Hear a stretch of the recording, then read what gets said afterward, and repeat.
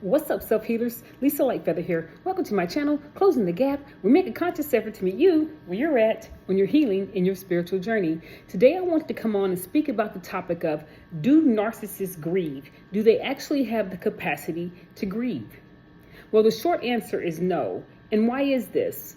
So, when narcissists are in a situation where it is just the social norm to grieve, like say for example someone is sick in the hospital or something like that, and everybody's around the hospital bed, they're with a terminal illness, everyone's in the hospital bed, and they're grieving the person who is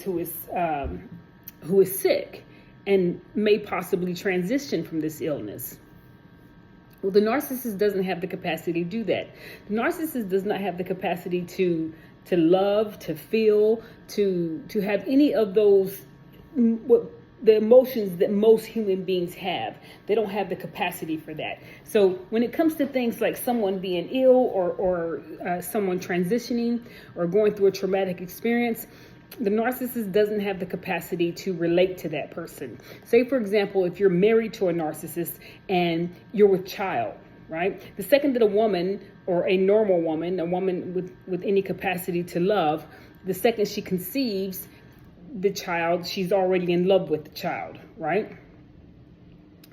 And so just to say somewhere along the line that she miscarries the child. Well, the narcissistic husband would not have the capacity to relate to his wife in her process of grieving, right? Because to the person who is with the child, she feels like the child might as well already be here because that's the love that she has for the child, right?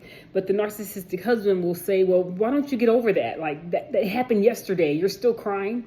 You know, they don't have the capacity to go through the grieving process with her. Another example is at funerals. Everyone at the funeral is there showing their condolences and wishing their loved one a peaceful journey to the next dimension, and they're going to miss them in this dimension, and so they're crying and they're showing remorse and things of that sort. But the narcissist doesn't have the capacity to do that. The narcissist looks around the room at a funeral and says, why are these people faking? Like, what is wrong with them? It never crosses their mind that they're the one that's not socially apt, right? I've seen narcissists come to funerals dressed inappropriately.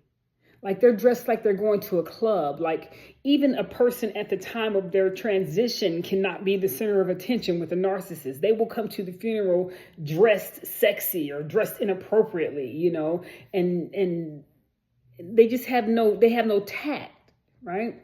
Because they can't identify with grief.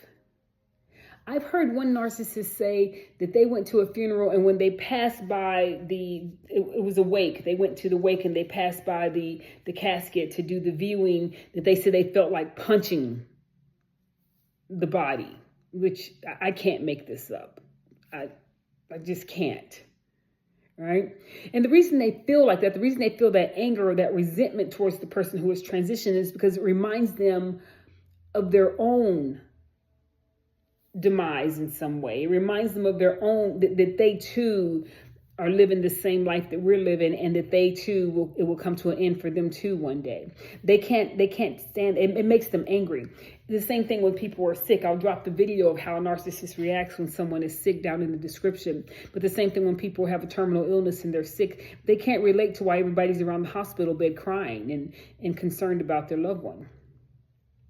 So no, they do not have the capacity to grieve because they do not have the capacity to love, to feel. Now, the one thing they will grieve is if that person was a key part in their life, that played a key part in their life. Like, I don't know, they paid the bills, or they were the ones that watched their children, or they were the ones that provided them with some type of resource, right? Because that's how narcissists look at other people. They look at other people as an asset as far as, what can you do for me? They don't think any more of a person than they do of their air fryer or their microwave or their toaster. You know, if they want to heat up their food, the air fryer is there for that. The only time they get upset that the toaster isn't working is when they want toast. Other than that, the toaster is on the shelf and they don't care about it. That's the same way they feel about people. People provide a service in their life. And if they're not there to provide that service, then they're useless to them.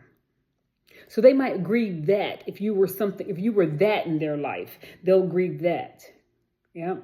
But they won't grieve the fact that you're actually gone. What they're thinking about is, now, how am I going to make my toast now? That's all they're thinking about. They're not thinking about the fact that someone has transitioned and that it is a sad part. It is a sad event throughout the family. They don't care about that.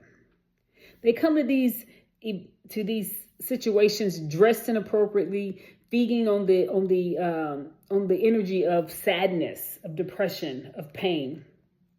Because narcissists typically feed on the really, really lows, and then they'll feed on the really, really highs. Yeah. So if you're wondering if a narcissist has the capacity to grieve, the short answer is no, they do not have the capacity to grieve. And they will look at everyone else and think that everyone else is faking in their grieving process. They will wonder why it's taking you so long to get over it. So I hope that this has helped you along your journey in some way.